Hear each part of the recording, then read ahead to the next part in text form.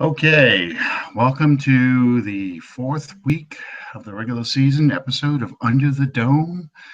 I'm your host, Alan Ulrich. I'm here with my partner, Sean Williams, and we are here not to praise the Saints and not quite to bury them, but after that defensive performance last night, I thought it was only fitting that we address the decline of the Saints in a proper format. How you doing tonight, Mr. Sean? You have reached the Who Dat Nation crisis line. If you are on top of a tall building, press 1. If you are thinking of drinking heavily, go ahead. It's advisable. Fat, drunk, and stupid may not get you through life, but it will help you become a defensive lineman for the Saints.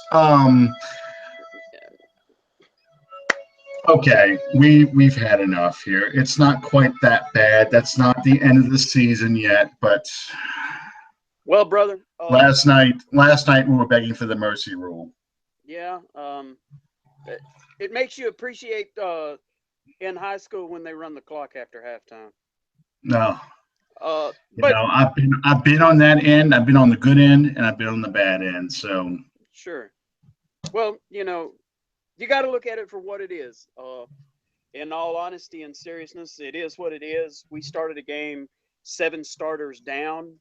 And the vast majority of those, without getting into the individual breakdown of it, the vast majority of those starters were on the defensive side of the ball. And when the game started and began to progress into it, that is, you got out what you put in. You had guys,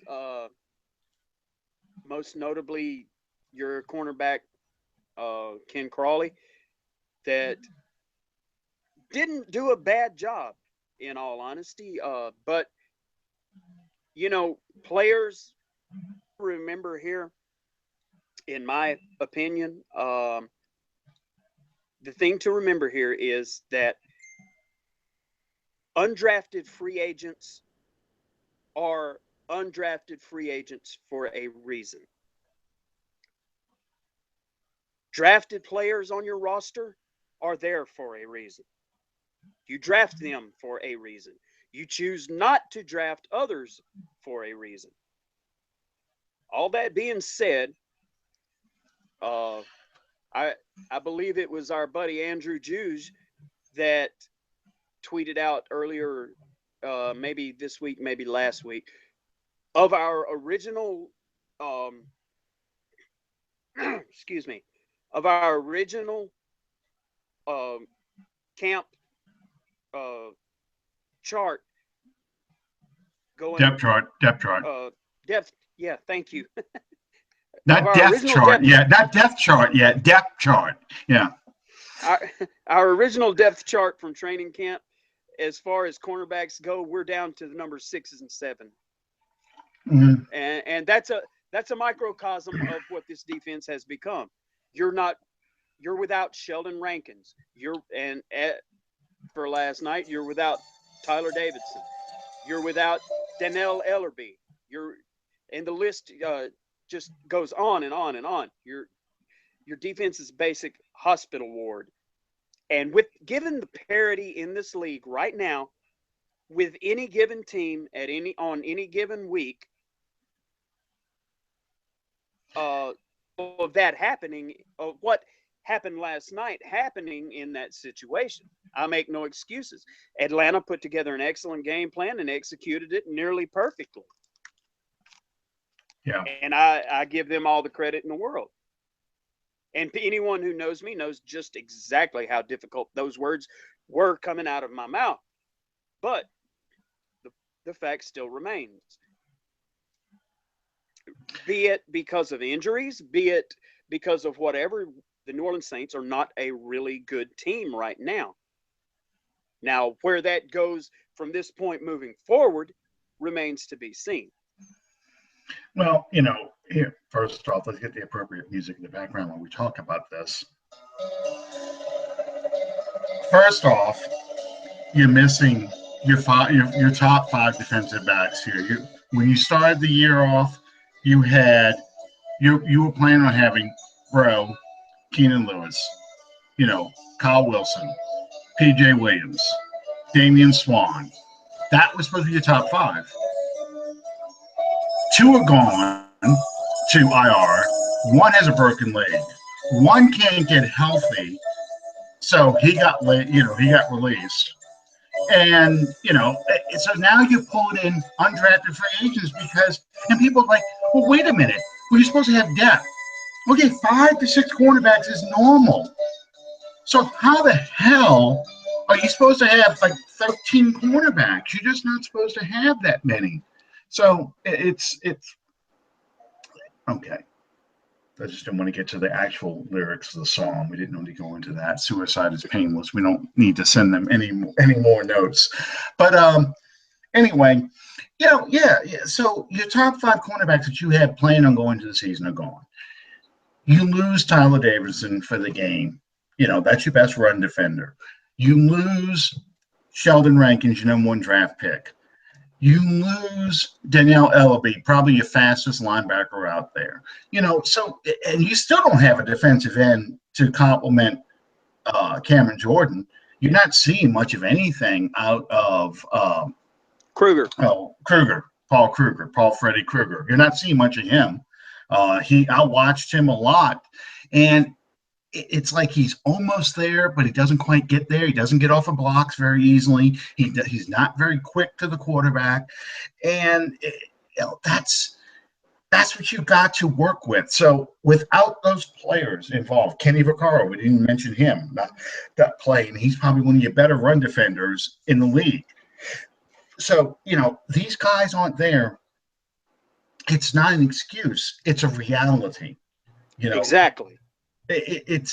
You're pulling in guys that teams have let go. You're pulling in guys off the street to try and act as depth because you're going down to your 5th and 6th guy, and you just don't have enough people. And it's the same problem we had last year. It's the same problem we had in 2014. And every team, I get this. Every team goes through injuries. Every team loses critical players. Okay, I get that.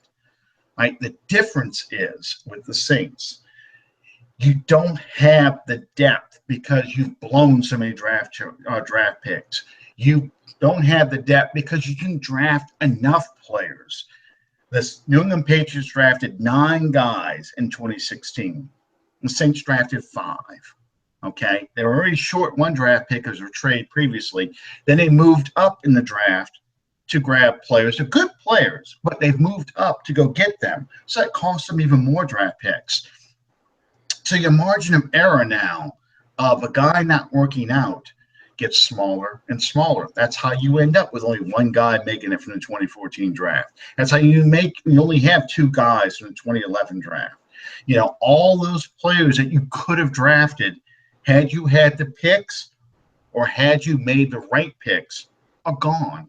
So you're now relying on undrafted free agents that you pay a lot of money for, more money than another team would probably pay because you're trying to get those guys to come over because you're desperate for bodies.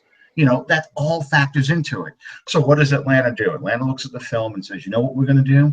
Because they don't have enough people out there to rotate and keep people fresh, we're going to stretch them horizontally, and then we're going to attack them vertically with the run and the pass. And you saw that. You saw the moving pocket with Matt Ryan. He threw across the field to his running back, taking advantage of the lack of speed that we have on the outside with our linebackers. And then they attacked them vertically with quick hitting running game and quick passes. Ryan was in the shotgun. 1, 2, 3. He's getting rid of it. He's getting behind it because we don't have a pass rusher. We don't have a J.J. Watt. We don't have an elite pass rushing end. We have to blitz now to generate a pass rush. He's getting players behind the linebackers. The safeties are playing cover 2. Cornerbacks are running deep. There's a lot of green space. Okay. And that's what they did to us. And when you do that kind of stuff, you're going to end up with a game like that.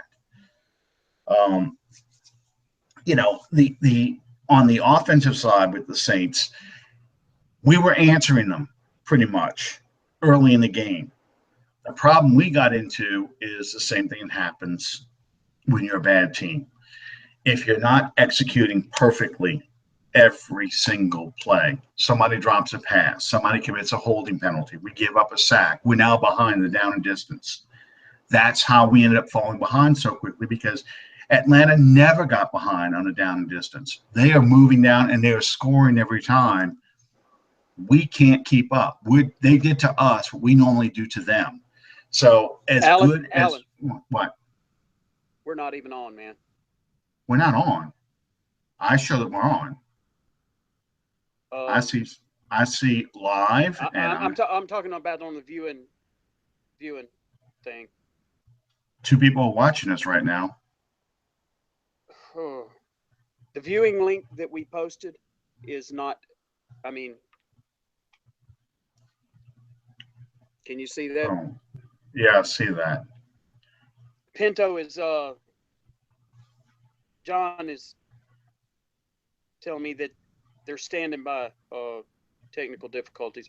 I don't know what the malfunction is with the viewing link. I tell you what, due to technical difficulties, what we're going to do, if this works out with you, my friend, we're just going to go ahead and we're going to finish the show. And once it's over, we apologize to anyone who's been inconvenienced or what have you, and we'll post the replay link for them. But since we've got everything going and set up now, we're going to go ahead and finish the show. So what do you want to do? You just want to keep going? Sure. Yeah. Or I you want to just keep going? We're interrupting you. No. That's fine. I was on a roll, but that's okay. What I pointed out to you earlier about the Taz test thing, that link, that viewing link, it's offline. So what we're going to do, we're just going to go ahead and continue, and we're going to complete our show. And when we're done, we'll post the viewing link afterwards, and we'll make our apologies. And to anyone that's watching, we apologize for the difficulties that we're having. We've had a mix-up in our technology somewhere along the way. Well, it wouldn't be a podcast. We didn't have it mixed up somehow. Live TV. Absolutely. Anyway. Okay. Getting back. I apologize for interrupting. No, that's okay. I mean, I see 2 viewers, and that's it. I don't know what's going on, and we'll find out. But anyway, I was just saying, for those 2 viewers, we're going to continue. Absolutely. Anyway, what I was going to say was, as far as the offense was concerned, the problem we ran into on offense is that we would get behind the down and distance, and Atlanta never got behind in the down and distance. And it came from, Fleener dropping a couple passes, from Cadet not getting, outside quick enough, or whatever it may be. We just were not – we fell behind 28-14. There was a point in the game, a critical point in the game where we could have done something. It was 21-14 Atlanta. We had them backed up on 3rd down, and the defense just did not get off the field. Atlanta went down, scored a touchdown on that drive, and we had, instead of having a minute something left to possibly tie the game, make it 21-all, we end up having to have only like 28 seconds left, and we kick a long field goal to make it 28-17. Atlanta gets the ball in the second half. They go right down the field, score 35, and you know how it went from there. The closest we got, I think at one point it was 35-25, and then Atlanta kicked the field goal to make it 38-25, and we never could get back into the game from that point on. And, as good as the offense looked when we moved the ball, because quite frankly, I think Atlanta still can't stop the draw. The defense really hurt us in this game. And it didn't matter if we owned the time of possession. because our defense could not get off the field at all. I think Atlanta punted 2 times the whole game, maybe once the whole game, and that was I don't know what Harris was thinking, but that was the muff punt because he ran into the guy. So it was an ugly night all the way around. There's no other way to put it. Did it appear to you at all that Tommy Lee Lewis was blocked into that? No, Harris was. I couldn't see, or that's what I meant. Harris into the punt. Oh yeah, but he threw him into him. Basically, he got underneath his pads and pushed him into him, which was what you're supposed to do. I mean, the guy's right there, so let me go ahead and go there and risk a muff. There's nothing illegal about that. You're blocking the guy. The problem is Harris shouldn't have ever been there. Harris should have broke off the block, got off the block, and let it go. He had already signaled fair catch. Let it go. You can't. There's nothing good can come out of that. Then you compound the mistake by trying to pick it up and run with it when there's 3 Falcons around you instead of just falling down and getting in the fetal position if you're going to go ahead and touch it. Yeah. It would be better if you hope that nobody touched it and just leave it, get away from it. Yeah. You're a smarter player doing that. And it's just that's just the kind of mistakes you can't have. And it's kind of ironic that 10 years ago the rebirth was spawned at Atlanta knew that. On a punt play, and 10 years later the demise of our organization apparently is spawned off of the same special teams play. Well, I have no doubt Atlanta was sick and tired of hearing about Steve Gleason, sick and tired of seeing the block punt, sick and tired of seeing the replay with Michael Marty. They were just tired of it, so they were more than happy to bury the Saints. That's what they wanted to do last night. They wanted to bury the Saints, bury that story. They don't even want to hear about it anymore. And the only thing we can do is hopefully.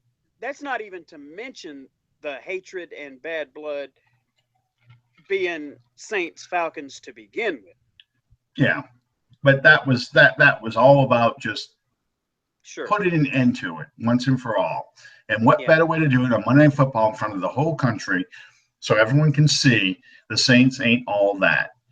And if the Falcons win 3 games the rest of the year, they can brag about is they put an end to that. And it is what it is. It's just like when the Falcons on Thursday Night Football put an end to the Saints. Drew Brees' consecutive games with a touchdown pass back in 2012. It was something they can hang their hat on. It's what you do when you never won. When you don't win as an organization, that's the kind of stuff that you can celebrate. Yeah. And I'm not saying this as a bitter Saints fan. Yeah, right. But it is.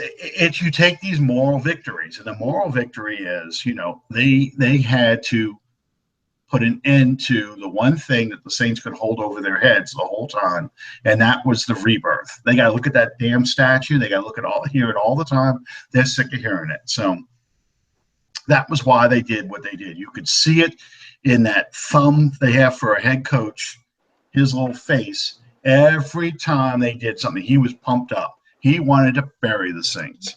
So you know what? When we play Atlanta at the end of the season, hopefully everybody's healthy. I want to hang 62 points on their ass. I want to That's right. I just, revenge is sweet. Let's punch them in the mouth, because there will be about 12 Falcon fans there in the stands. It'll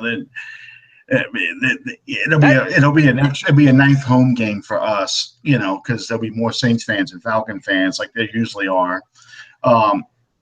Get your inhaler, man. Get your inhaler. Oh, it'd be a good way to close out there. They go to Megatron's Butthole Stadium, next year. So it'll be a great way. Poor Josh is going to see this stuff, and he's going to go, man, these guys were so nice to me that Saturday night. Look how they really are when they lose.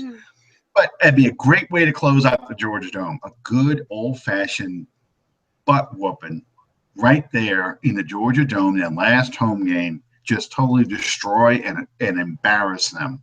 and then take pictures on that, Absolutely. on their center logo. But anyway, that's a fantasy for another Cut time. it out. Yeah, Cut it another. out and bring it home. That's right. Okay. Do you have any players of the game from the game last night? um, I'm gonna give credit to Craig Robinson. He is obviously, as much as we are ripping on the Saints for bad free agent pickups and dead money and stuff like that, Craig Robinson obviously was a great pickup for the Saints. Absolutely. He ran his butt off all night last night. It seemed like he was the only one making any tackles. People wondering why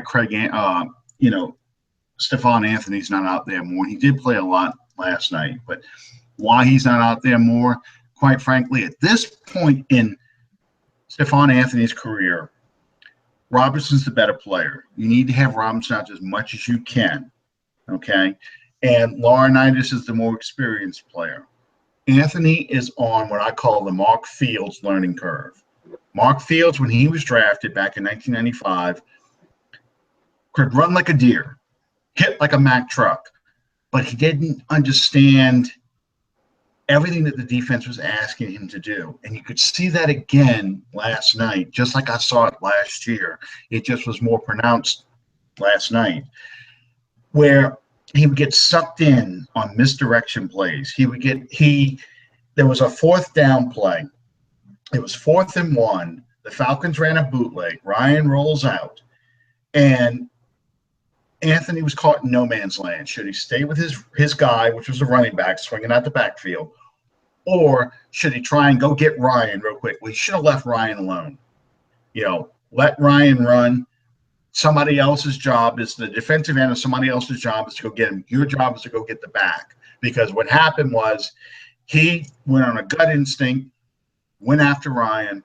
Ryan just loops it over his head, and there is nobody for 25 yards downfield in that 4th and 1 play. And they get down and basically put the game away right there. It's those kind of plays. He did that against Washington. I saw him do it against Tennessee last year. He did it in Philadelphia. I saw those a few times. Okay. And he just needs to become more instinctive like Craig Robinson. So this isn't a dump on Stephon Anthony. It's just why Craig Robinson is the better linebacker right now. And as soon as we get Dannell Ellerbe out there to help him out, the better the defense will be. Anthony will be better later on. We just need to be patient with him. He needs to learn more and understand what he is seeing and trust what he is seeing. But that's my player is Craig Robinson. How about yours? On defense, after much deliberation, I think I'm going to go with Jairus Byrd. I just did that to see the veins in your forehead. No. Yeah, he's going to sit down to come get that award. He took a nice sit down right at the end of the game. I think Jairus Byrd needs to be on the same team with Johnny Manziel. My defensive player of the game is Nick Fairley. Yeah.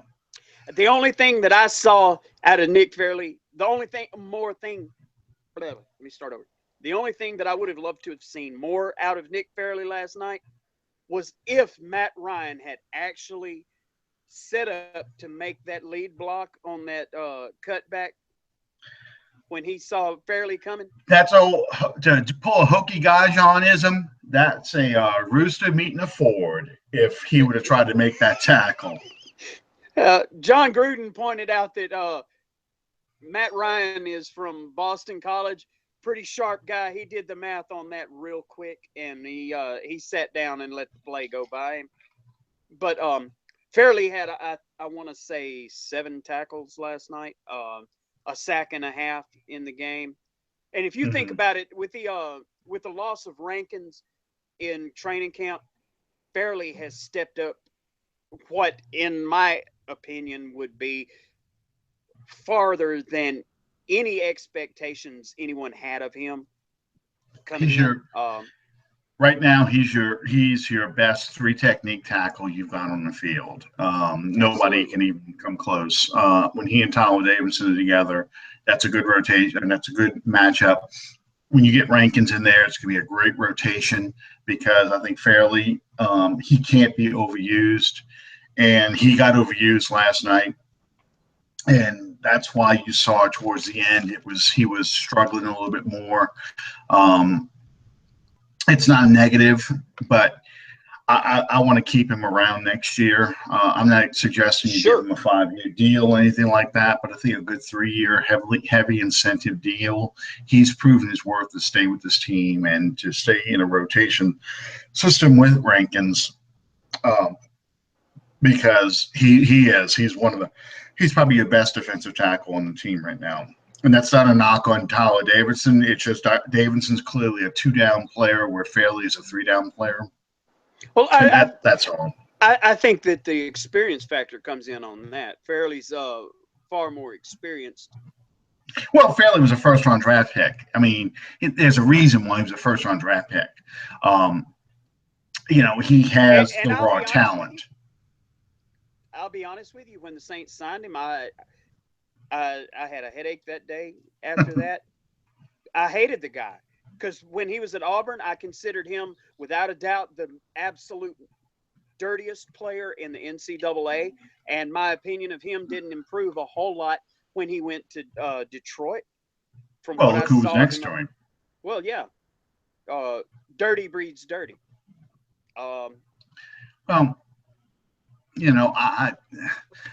I thought he was a little overrated coming out of college. And I'm not running the man down. I just thought that he had certain motivational issues, and then he got the hurt foot and so forth. But he seemed to turn it on and turn it off too easily early in his career, and that's okay at Auburn. You can take a couple plays off in Auburn because you're surrounded by players generally who are better than the other team you're playing against, even in the SEC. It's like I used to say, when you're in high school, you might be the best player in the field. When you're in college, there might be 3 or 4 guys who are the best players in the field. When you get to the NFL, they're all the best players in the field. That's why when you take plays off or when you don't go full effort every down, it gets exposed, and you see that with John Jenkins. John Jenkins, part of the reason his problem with the team is he has no stamina. He's good for about 10 to 12 plays, maybe, and he just in Georgia, you can get away with that, but you can't get away with that in the NFL. You have to bring it every week and go full effort. So, yeah, I you like can't Fairley. you can't put forth the kind of effort that you need in the NFL being an every play player when you weigh 3,500 pounds. No, and Jenkins. This was 2 years ago, but it's still the case when he gets tired. Jenkins doesn't get down low enough. He once he starts getting tired, he bends about halfway, and they get under his pads and stand him up, and all his weight and all his strength are negated because he doesn't get Yeah, down underneath the pads. absolutely. Someone like that needs to be, a hedgehog, or he has to get down to the ground and stand people up. That's what Reggie White used to do. Reggie White would do that Yeah, hump move. Reggie White would, or Jumpy Gathers too. He used to call the human forklift, where he would grab a guy, get him underneath the arms, underneath the shoulder pads, right here, right here, and just pick you up and carry you to the quarterback and throw you at the quarterback. That was Jumpy Gathers' human forklift move. So they said anybody it was a that hell of a thing to see. anybody that wants to see an illustration of that, pull up the Green Bay Packers Super Bowl game against the New England Patriots in the Superdome. Oh, Reggie's hump move? Absolutely. I'll go dig up the Man, 1992 Saints versus Eagles playoff game when Bobby Hebert gets tackled for a safety. Watch what happens to Stan Brock. Stan Brock gets with one arm now. Reggie White does his one arm, picks up Stan Brock with one arm and flings him in the air. And you see him fall down next to Bobby Hebert. Hebert looks down for a second, and next Stan Brock laying at his feet, and next thing you know, here comes Reggie White, big arms and all, brings Hebert down for a safety. It was, and that happened right in front of me too. That was just an unbelievable play. But okay, who you got on offense? Offense. Drew Brees is too obvious.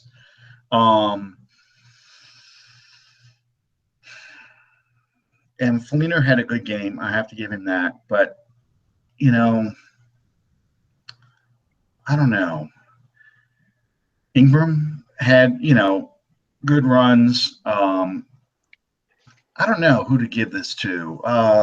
Michael Thomas, I guess. I might give it to Michael Thomas, not because he made spectacular plays. It's just when that man – and he did cause the pick six too, but when that man catches the ball, he does it textbook where he just snatches that ball out of the air. And when it all comes together for him, which is slowly happening, you can see it each time. When it all comes together for him, he is going to be unstoppable. He will be a Pro Bowl receiver. Absolutely. Things. So I'm leaning towards Michael Thomas right now. Okay. I gave some thought to Michael Thomas. I gave some thought to Tommy Lee Lewis and Ingram. But I'm going to give it to the guys up front. No one in particular, just as a group, as far down as that unit was week one to have consistently performed the way that they have over the past 3 weeks, and to allow Brees to do what he did last night, I think that's huge. Jari, Zach,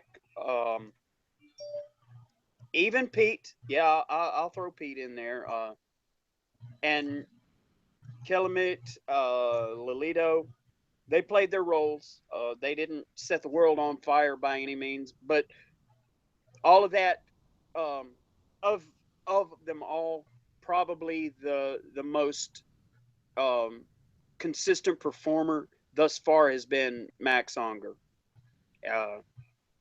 And like I said, to be as maligned as they were coming out of camp, for them to have consistently performed the way that they have, I think that's amazing. Well, you're not hearing anything about Streif this year so far. Streif hasn't had that horrible game against the speed rusher and looked old. And Jari Evans, looks like he's not the all-pro player he used to be, but he's not a liability out there. I mean, the only liability out there, honestly, and this was yesterday, was the Clemente Lolito swinging gate door that they have there right now, where they kept alternating the two. A lot of those passes that were getting knocked down, they were coming from that side.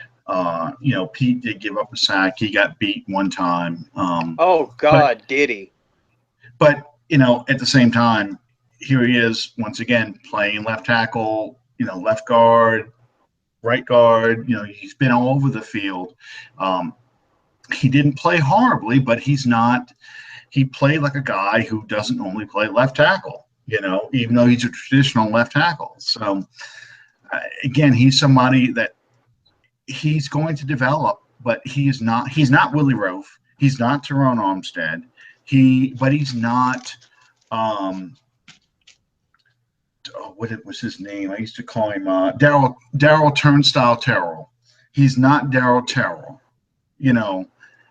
He's not that bad. He just, for a first-round draft pick, he's disappointing. But as an offensive lineman, he's not horrible. He's just capable. He's been a viable. And that sounds. Well, I mean, when he gets put between Unger and Armstead, and Armstead's playing well, he's an asset. You run behind his side, he can get to the second level and hit somebody. He's Sure. not a liability compared to the other guys they have there. But he's not a playing to the level of the 13th pick of the draft in the first round. He is not playing that kind of level. He's not Michael Orr. He is not Willie Roaf. He is not, name almost any top offensive lineman that's come out in the draft. Larry Allen, he's not that kind of player. Yeah. He's not as bad as, I forgot the Robert Gallery. He's not as bad as him, who was the number 2 overall pick, but if you would have taken him in the second or third round, you wouldn't be upset with him.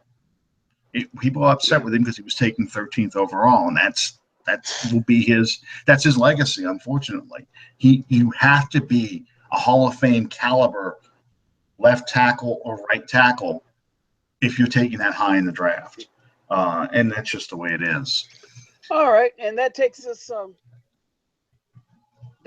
into our question of the week. Okay, now this is going to be fun. We get this from a Carolina Panther fan. One of our sponsors, Mr. Anthony Dunn. He said, "No, he's not somebody who fell off the bandwagon yet."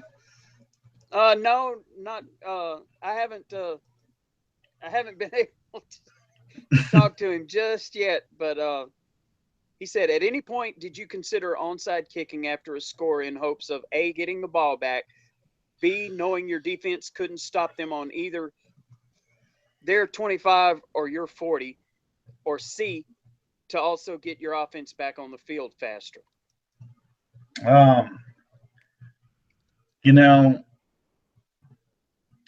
In retrospect, probably that was a good idea to do an onside kick. I think because of those reasons he named, your defense is struggling. You want to get your offense back on the field. You want to get down there faster, all that stuff. But I can see also the logic behind it. They're expecting an onside kick. You have a great chance to pin these guys deep. And if you get a stop, which you had in all game, but if you could get one stop, you've got an opportunity to get the ball in better field position. Whereas if you don't recover the onside kick, it's Atlanta has the ball about midfield and they're going to score and put it away. You're kind of in no man's land on that. It's the risky. Peyton would have gone ahead and done that, but I think he was a little more conservative because he had seen how this game was going. And he felt like Atlanta's defense couldn't stop him anyway, so might as well try and pin him deep and hopefully get a stop. It's one of those damned if you do, damned if you don't decisions. Atlanta was expecting it. You could see it in their formation. There was only one guy back to return it deep. I think he thought he had enough time to get something going. If you look at it, and there's a lot of people that have called me overly optimistic when I make this comment, but up until the pick six, the Saints were still squarely in the game, albeit they were behind, but they were making some progress. I feel like they were making progress. They were getting the ball down the field. All they needed was one stop and then take it down, put it in the end zone. And it's a completely new ball game. You're within one score, and then see what happens. And the longer that the game goes, as a friend of mine says, they suck us in just to break our legs off out from under us. Yes. When the pick six happened, up until that point, I thought that the game was still being fought for. And I'm not sure, to answer Tony's question a little, sir, I'm not sure that an onside kick would have worked that well because, like you say, I could see that after halftime, their receiving team was switching out their special teams on that front line, putting several different guys in. From what it looked like. Now, I can't verify that by any stretch, but if it would have been more of a surprise onside, I think Peyton would have done it. A good time to do an onside kick probably would have been to begin the second half, actually. Another Yeah. ambush play. Come out in the second half and run an onside kick just to see what the hell happens. At the point of the game where they were expecting it, it's a lot harder to get it. I think the percentages of recovering an onside kick are 20%, 21%, something like that when they're expecting it versus a surprise onside, which is a much higher chance of getting it back. That would have been a time I would have done an onside kick is to start the second half. Sure. Because Atlanta had all the momentum. It's a good way to, get them back on their heels, especially we just kicked a long field goal. They're expecting the ball back. They've got their plays. They're ready to go run and do something, and they have to come up with their defense now. That would have been a better time to do it. When they came back from halftime, Atlanta was getting the ball. They showed a film. Excuse me. They showed a camera shot on the Saints sideline. Mm-hmm. Drew Brees was sitting there. He was fastening his chin strap. And I said, I'll be damned. They're fixing to do it. I honestly thought they were going to try to do it after halftime. If you go back to ambush, he said that was the hardest part because they knew they were going to run ambush. And Drew Brees had to keep his cap on because he wanted to go put his helmet on. Reggie Bush, I think, just said the same thing. He wanted it. He wanted to, like he was ready to go run out there because they expected to get it, and they had to pretend like no, it's going to be a regular kickoff, and that's why it works so well. But I noticed that Harris never saw the field again after that. After he collided with Tommy Lee Lewis, so. He didn't get any defensive snaps at all. I think Peyton's attitude about the special teams at that point was just, we're too bad at special teams to even risk an onside kick. Sure.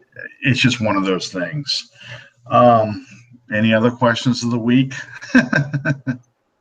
I think that does it. I had one question asked last night. Someone asked me who was the most likely candidate for the LSU job, and I said Sean Payton. That was just before the half, I think. Yeah. I don't think he would do that, but here, that brings up another thing, and we could just talk about this real quick. The immediate reaction to a second straight 0-3 start, the immediate reaction to the way the Saints looked out there was, fire everybody, fire Loomis, fire Peyton, do it Monday morning, just like they did basically to Les Miles, fired him the next day.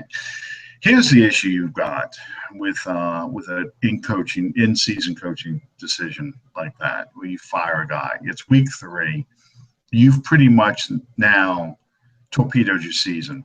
No interim coach, even Jeff Fisher, but no interim coach really can turn a team around and basically audition to make a team work. Dan Campbell did it in Miami, and they replaced him the following year. You've basically destroyed your season, so you're going to finish 3-13 or worse. You compete with the Cleveland Browns, the first overall pick in the draft, that whole bit. And who's going to be your replacement interim coach? Who do you think would end up being your replacement interim coach? The most experienced guy on the staff, the guy who's coached already as a head coach, everyone's pride and joy, everyone's favorite coach, which is part of the reason why they want Peyton gone. Joe Vitt will be your interim head coach, not Dan Campbell, Joe Vitt. Okay? So that's really where you want to go with this. You want Joe Vitt on the sidelines for the rest of the season, directing a 3-13 team or worse. Okay? And I don't know how many people looked at Tom Benson last night, and I'm not going to go into the whole family drama, but they showed Tom Benson on the field last night, and he looked like he was completely unaware of where he even was. And his mind could be razor sharp. I don't know, but it doesn't look like it. The man is 89 years old. Okay, I think he's 89. Could be 81. I don't remember. I looked it up. He was born in 1927, 89. He's 89. Okay. Benson does not like the kind of man who's ready to go through a hiring process, clean up the whole staff, replacing Mickey Loomis, everyone, and starting over again like he did when he released Jim Haslett. Okay. Oh no, actually, when he released Mike Ditka, because Loomis survived the Haslett purge. When he replaced Mike Ditka and fired everybody, that was 16 years ago. Okay. Benson is not in that position. So who is going to make that kind of decision? It's not going to be Gale. It's going to probably be someone like Dennis Lawsham, okay, who is Benson's right-hand man. Now, who I happen to know Dennis. He is a family friend of mine. I knew his mom and people like that.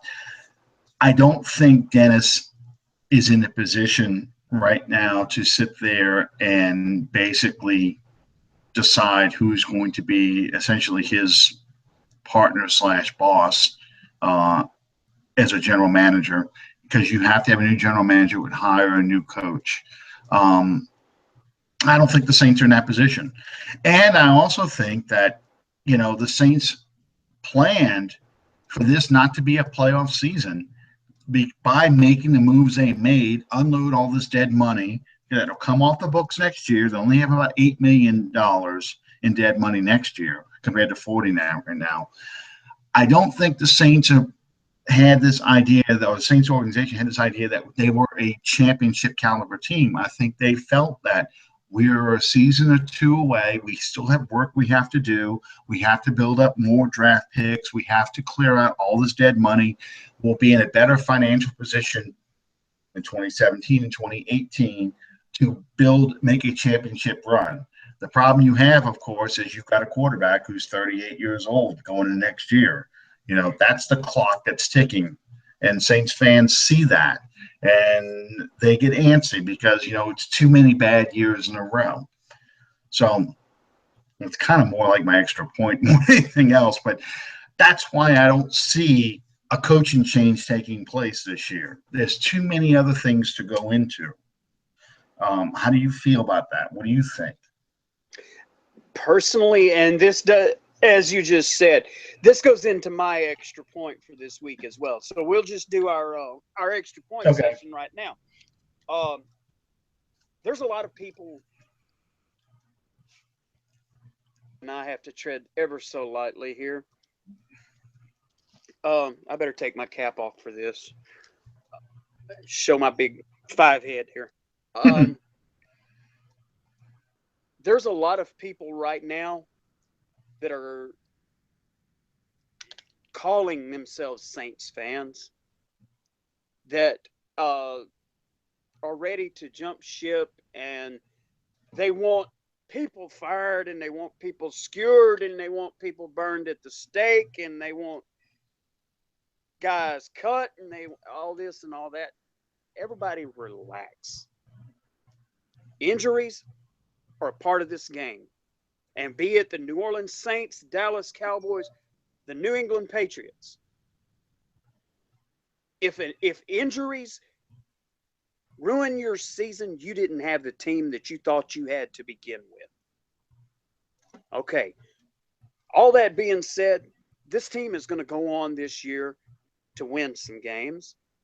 And they're going to go on to beat some teams that they're not supposed to beat. I have absolutely no doubt whatsoever in that.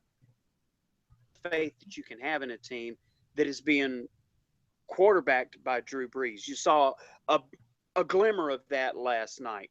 Now, is that enough to say that this season is going to blow up and we're going to win 13 in a row and be the NFC South? No.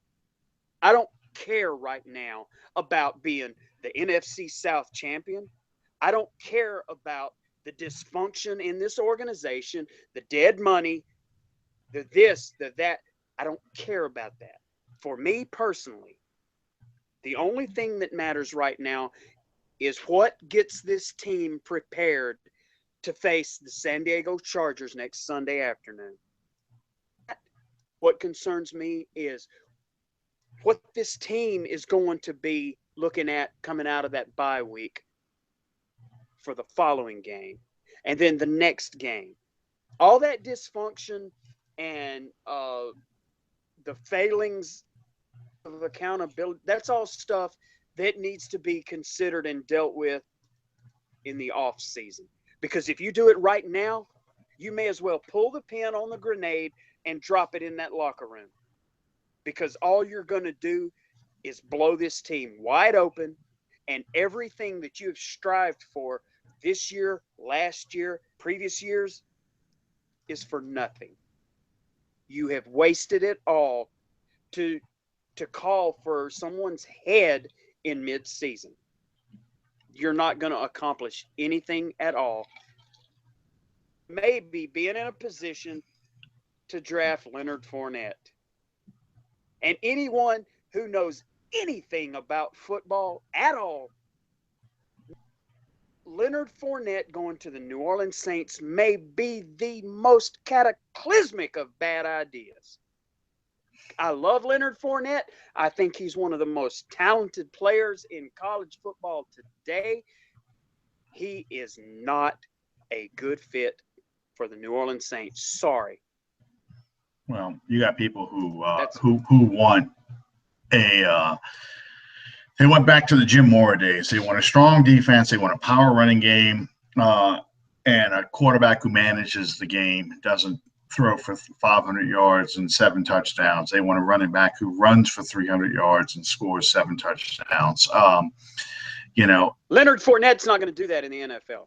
I'm sorry. Well, and I'm not arguing in favor of Leonard Fournette becoming a Saint, because what they need is a pass rusher. They don't need a running back right now. They do need running backs, but not in the first round. Your biggest glaring need right now is pass rusher.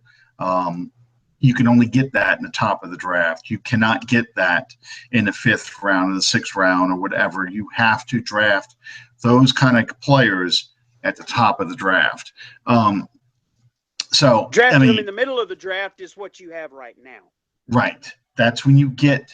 That's how you end up with, and I'm not putting the man down, but that's how you end up with a Cam Jordan instead of a J.J. Watt.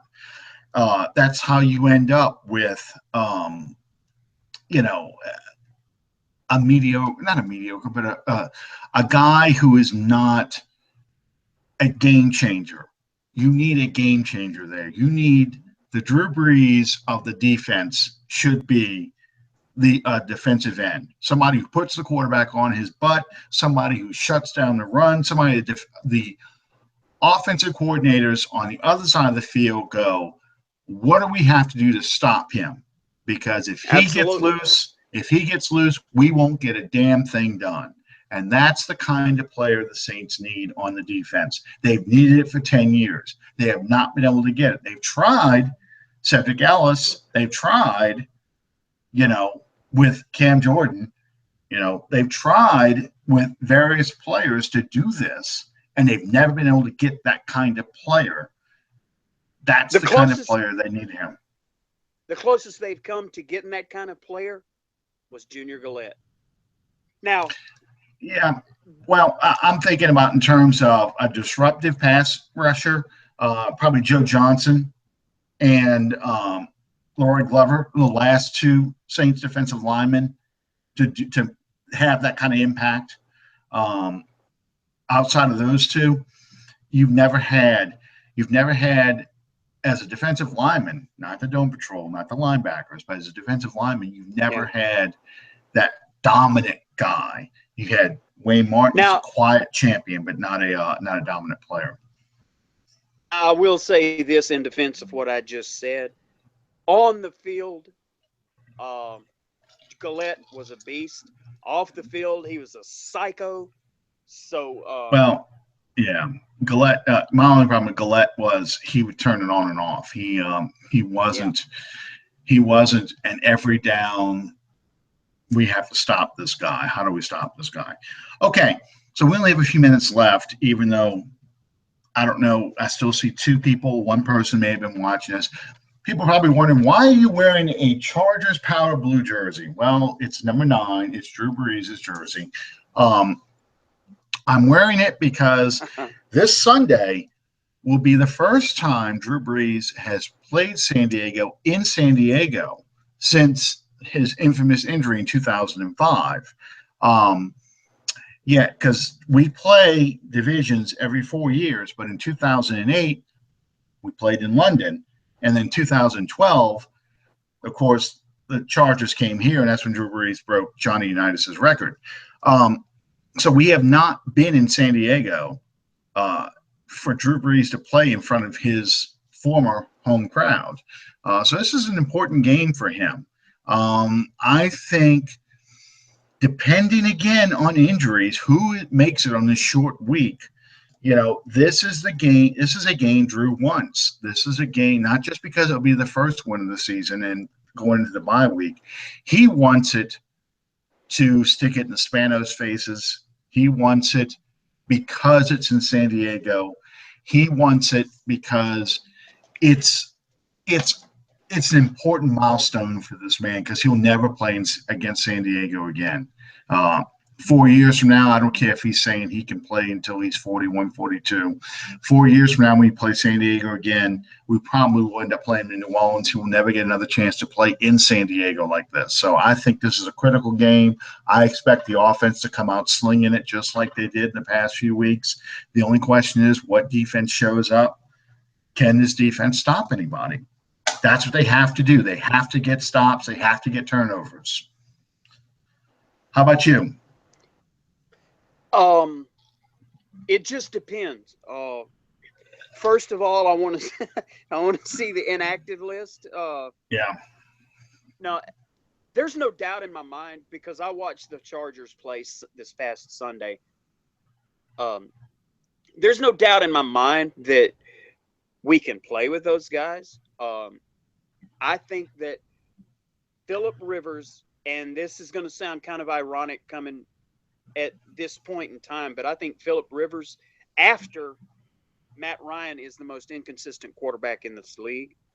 And that can be for any number of reasons, be it supporting cast, defense on the other side of the ball, whatever. There's no doubt that if we have Nell to do so, that we can play with these guys. And I, like you alluded to, Drew Brees is going to be very, very motivated. I honestly believe that. Like you said, it's the inactive list. Who makes it? Who makes the trip? Who comes out there to play?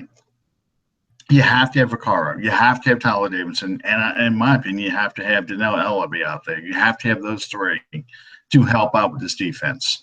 I'm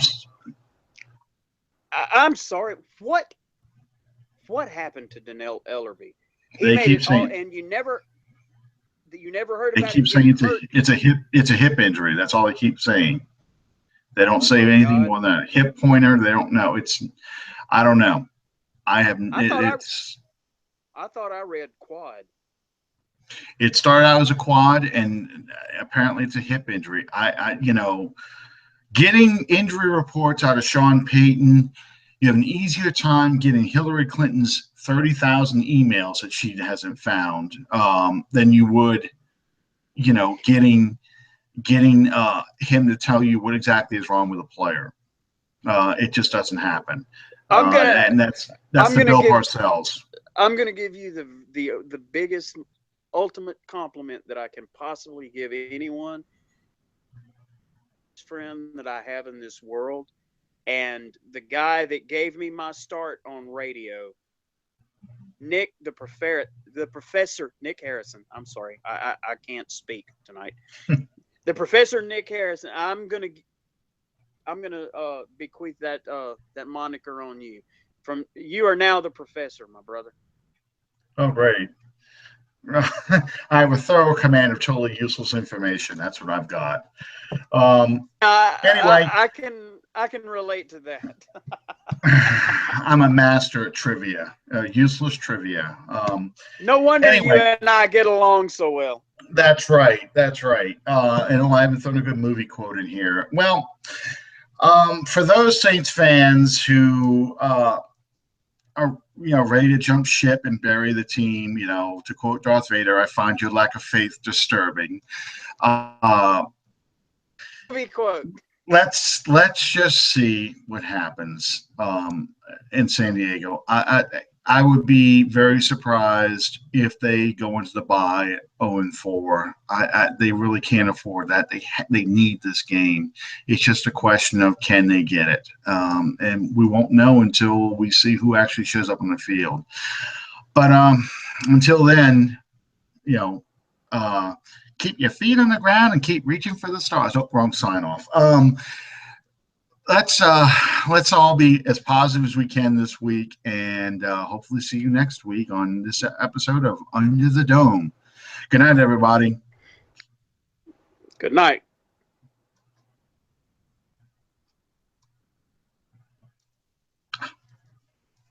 You do not have an iPad. Don't touch the